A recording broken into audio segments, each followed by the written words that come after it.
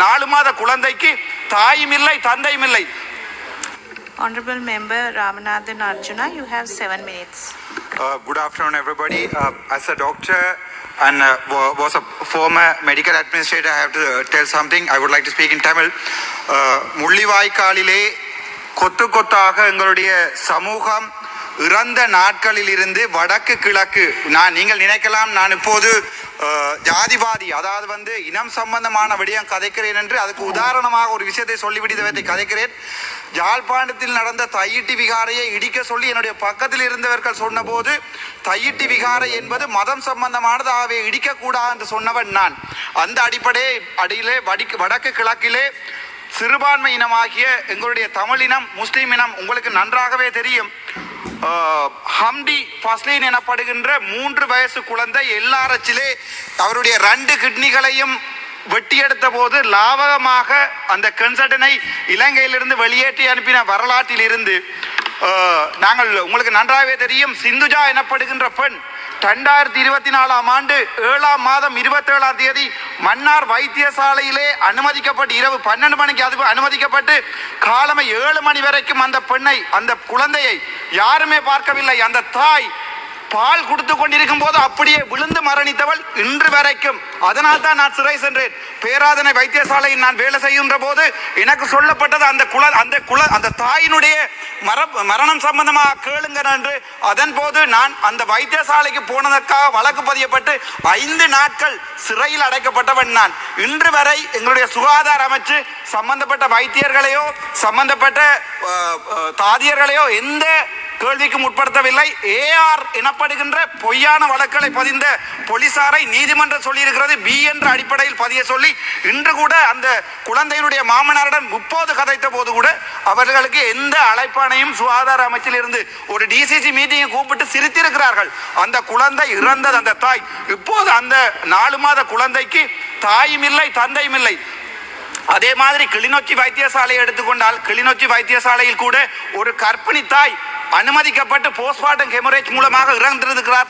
ஆனால் இதுவரைக்குமே எந்த நடவடிக்கையும் எடுக்கவில்லை. எங்களுடைய சுகாதார அமைச்சருக்கு தெரியும், யாழ்ப்பாணம் போதனா வைத்தியசாலை என்பது வடக்குக்கு மட்டுமல்ல தெற்குக்குமே ஒரு பிரதானமான வைத்தியசாலை.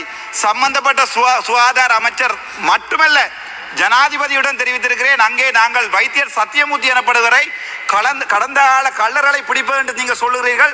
2015ஆம் ஆண்டு எனது இனம் படுகொலை செய்யப்பட்ட போது புதுமாத்தலன் வைத்தியசாலையிலே வைத்தியர் சத்தியமூர்த்தி வேலை செய்து கொண்டிருந்தவர் 2009ஆம் ஆண்டு வெளியால் வந்து CNN தொலைக்காட்சிக்கு சொல்லியிருக்கிறார்.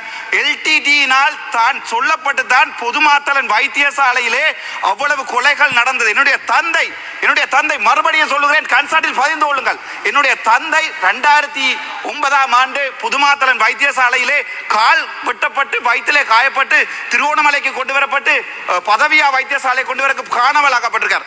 இன்று அதே மாதிரி எத்தனையோ உயிரினங்கள் தங்களுடைய காணாமல் ஆக்கப்பட்ட உறவுகளுக்காக வைத்தியசாலையில் வைத்து இராணுவத்திடம் கொடுத்திருக்கிறோம், டிராக்டர்களில் கொடுத்து சௌரங்களை கொடுத்திருக்கிறோம். எப்போதுமே இது சம்பந்தமாக நாங்கள் நடவடிக்கை எடுக்கவில்லை. முள்ளிவாய்க்காலிலே இனப்படுகொலை நடக்கவில்லை என்று சொன்ன ஜனாதிபதியினுடைய அவருடைய கட்சிக்காரன் நான் கேட்கிறேன், வைத்தியசாலைக்கு அடுத்த செல்கள் உங்களுக்கு தெரியவில்லையா? பரவாயில்லை, நீங்கள் அதுக்குரிய பதிலை தருவீர்கள் என்ற எந்த நம்பிக்கையும் ஜாழ்ப்பாண தமிழனாக எனக்கு எந்த நம்பிக்கையும் இல்லை. அது தவிர ஜாழ்ப்பாணத்திலே சாவச்சேரி என்ற ஒரு வைத்தியசாலை இருக்கிறது. சுகாதார அமைச்சரிடம் என்னோட கேள்வி கேட்க விருப்பம். இன்னும் ஒரு கிழமைக்கு முன்னதாக டைரக்டர் ஜெனரல் ஹெல்த் சர்வீஸ் அவர்கள் கடிதம் அனுப்பியிருக்கிறார்கள். வித் ரீப்ளேஸ்மெண்டோட ஒரு பபசரா என்ற சிங்கள பெண்ணை உடனடியாக தெற்குக்கு டிரான்ஸ்ஃபர் பண்ண சொல்லி. ஆனால் அந்த கடிதத்திலே வித் ரீப்ளேஸ்மெண்ட் எழுதியிருக்கிறது. அங்கே இருக்கிற வைத்திய அதிகாரி மாட்டன் என்று சொன்ன மாட்டன், அதாவது அட்மினிஸ்ட்ரேட்டராக எனக்கு தெரியும் ஒரு வைத்தியசாலை வைத்திய அதிகாரி விரும்பாமல் டிரான்ஸ்ஃபர் பண்ணாமல் எந்த டிரான்ஸ்ஃபரும் நடக்க முடியாது. HRIMS சிஸ்டம் இருக்கிறது. ஆனால் ப்ரொவின்சியல் டைரக்டர் ஹெல்த் சர்வீஸ் என்ன இருக்கிறார், தன்னுடைய அதிகாரத்தில் அவரோட சிங்களவர் தன்னுடைய அதிகாரத்திலே சாவச்சேரி வைத்தியசாலையில் இருந்து அந்த பபசரா எனப்படுவரை தானாகவே ரிலீஸ் செய்திருக்கிறார். அது சம்பந்தமாக டிசிசி கூட்டத்தில் நான் கதைத்த போது அங்கே இனம் மதம் என்று சொல்லுகிறார்கள். இனம் மதம் என்று சொல்லுகிற ஒரு விகாரையை இடிக்கக்கூடாது என்று சொன்ன ஒரே ஒரு தமிழர், யாழ்ப்பாணத்திலே பிறந்த ஒரே ஒரு தமிழன் ஒரு விகாரையை இடிக்கக்கூடாது. இப்போ பக்கத்தில் இருப்பவர்கள் யாரையுமே காணவில்லை. கேகேஸில் கட்டப்பட்ட தையிட்டி விகாரையை இடிக்க வேண்டும் என்று ஜனாதிபதியும் கேட்ட அரசியல்வாதியிலிருந்து தனித்து நிற்கிறேன். ஒரு சமூகத்தின் மதத்தையும் ஒரு சமூகத்தின் உணர்வையும் மதிக்க தெரிஞ்ச ஜாழ்ப்பாண தமிழன் தேசிய தலைவன் என்ற வரலாற்றில் பிறந்து வளர்ந்து இன்றைக்கும் தயாராக இருக்கிற ஒரு தமிழன். மறுபடியும் சொல்கிறேன், வடக்கு கிழக்கிலே வைத்தியசாலையில் உங்களுக்கு தெரியும் பசி ஹமில்டீன் என்ற குழந்தை இன்று வரை தன்னுடைய கொலைக்காக அவருடைய தந்தையார் ஒரு முஸ்லீம் சந்தையார் சுகாதார அமைச்சுக்கு வெளியே அவர் ஒவ்வொரு நாளும் வந்து போராட்டம் செய்கிறார். எந்த சுகாதாரமும் என்ன பதில்களை சொல்லுகிறது? இதையும் விட ஜாழ்ப்பாணத்திலே ஒரு போர்ட் சர்டிஃபைட் இல்லாத கன்சல்டன்ட் எங்களுடைய மதிப்புக்குரிய அமைச்சர் அவர்களுடைய உங்களை நான் கனவாக கேட்டுக்கொள்கிறேன், தயவாக கேட்டுக்கொள்கிறேன். ஜாழ்ப்பாணத்திலே போர்ட் சர்டிஃபிகேஷன் இல்லாத வைத்தியர் டாக்டர் டி சத்யமூர்த்தி அவர்களை முதல் இருந்த அரசாங்கம் அவர் வந்து இனப்படுகொலையை எதிராக சொன்னார் என்ற காரணத்திற்காக இனப்படுகொலை நடக்கவில்லை, முள்ளிவாய்க்காலிலே என்னுடைய உறவுகள் சாகவில்லை என்று சொன்னதற்கு பரிகாரமாக கேபினெட்டில் கொடுத்து போர்ட் சர்டிபிகேஷன் கொடுத்து அவரை வைத்தியசாலையில் அமர்த்தி வந்திருக்கிறது. வெளிநாட்டில் இருந்து எங்களுடைய ரத்த சொந்தங்கள் கோடி கோடியாக எங்களுடைய வைத்தியசாலைக்கு அனுப்பி கொண்டிருக்கிறார்கள். அதில் ஏதாவது ஒரு கணக்கு எங்களுடைய சுகாதார அமைச்சுக்கு தெரியுமா என்று நான் கனவுடன் கேட்டுக்கொள்கிறேன், தயவுடன் கேட்டுக்கொள்கிறேன். இன்று பார்த்தால் அவர் ஒரு வீடியோ போடுகிறார், தான் கண் வைத்தியசாலையை கட்டப் போகிறேன், என்னுடைய சொந்த சகோதரங்கள் டயஸ்போராவை காசு அனுப்புமாறு. அது எங்களுடைய சுகாதார அமைச்சருக்கு தெரியுமா? அது சம்பந்தமான எந்த நடவடிக்கை? இப்போது எங்களுடைய சுகாதார அமைச்சு எங்களுடைய சுகாதார அமைச்சர் நான் அனுமானிக்கிறேன் தங்கமுத்து சத்தியமூர்த்தியுடனும் சுவிஸிலே இருந்து வந்திருக்கின்ற அவருடைய அடியாட்களுடன் சேர்ந்து மறுபடியும் ஒரு டீல் அடித்திருக்கிறார்கள். வெளிநாட்டிலே கருப்பு பணமாக எங்களுடைய தேசிய தலைவனின் பணத்தை வைத்தியசாலையிலே வெள்ளை பணமாக மாற்றுவதற்கு. அதே போல் இவ்வாறான விடயங்கள் கணக்க இருக்கிறது. ஒதுக்கப்பட்ட வினாடி 8 நிமிடங்கள் ஒதுக்கப்பட்டிருக்க தயாசிரி அம்மை அவர்களுடைய வினாடி 2 நிமிடங்கள் இருக்கிறது. தயவு செய்து அதை தரவும். அது தவிர சாவச்சேரி வைத்தியசாலையிலே நான் என்னுடைய பதவியை இழந்து நான் இந்த போராட்டத்திலே போய் 25 வழக்குகள் வேண்டினால்தான் சாவச்சேரி வைத்தியசாலையை உலகமே திரும்பி பார்த்திருக்கிறது. இப்போது 4 கன்சல்டன்ட்கள் விட்டிருக்கிறார்கள். 3 பேர் SR சீனியர் ரெஜிஸ்ட்ரார் எனப்படுகின்ற லிஸ்டிலே அவர்கள் டிரான்ஸ்பர் ஆகி போனால் அந்த வைத்தியசாலை மறுபடியும் போகும்.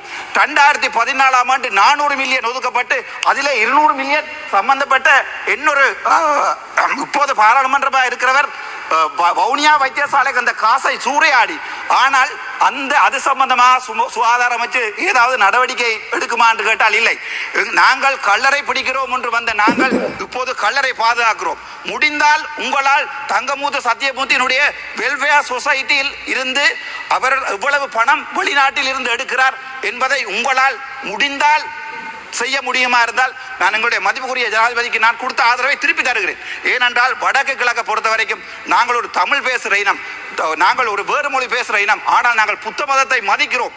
அதனால் தான் சொன்னேன், ஒரு நிமிடம் தாருங்கள், அதனால் தான் சொன்னேன் இன மத பேதமின்றி நாங்கள் ஒன்றாக வாழுவோம் என்று. நன்றி. இந்த உயரிய சபையிலே இன்னும் 77வது நாளுக்கு பிறகு சுதந்திர தினத்திற்கு பிறகு உண்மையான சுதந்திரத்தை உணர்வதாக நான் விளைகிறேன். ஏனென்றால் 77 நாட்களுக்கு பிறகு எனக்கு கதைக்கு அனுமதி தந்திருக்கிறார்கள். நன்றி, வணக்கம். ගරු මදුර සෙනවිරත්න මන්ත්‍රීතුමා